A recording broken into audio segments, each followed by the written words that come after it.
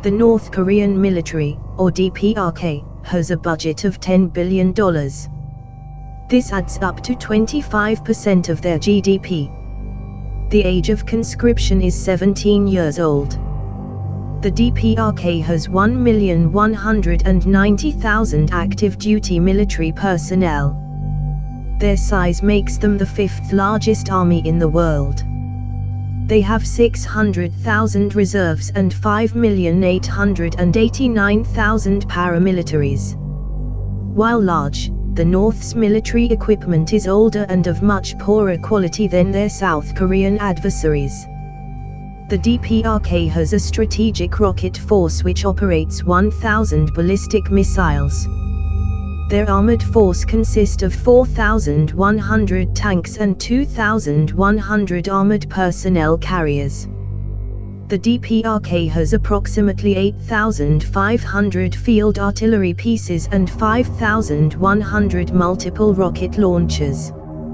For long-range artillery, the North has around 700 artillery guns.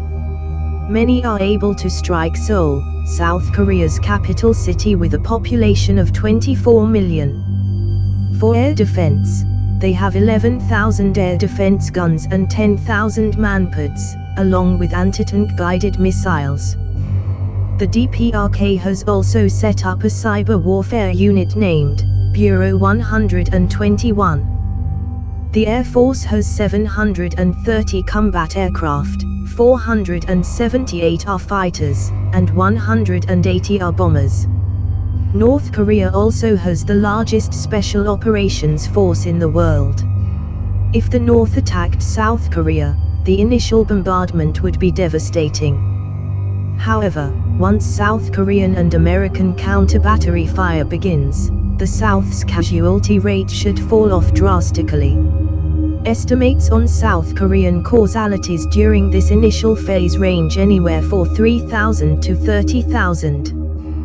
The North's bombardment will also be weak due to the North Korean military's doctrine of keeping 25% of their guns to be held in reserve.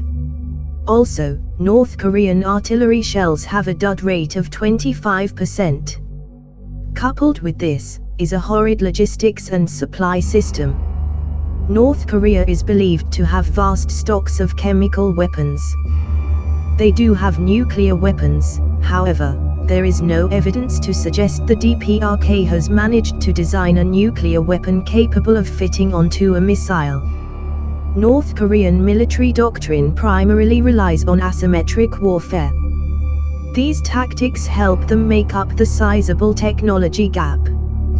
The only certainty in a second Korean War is it will be violent, bloody, and fast.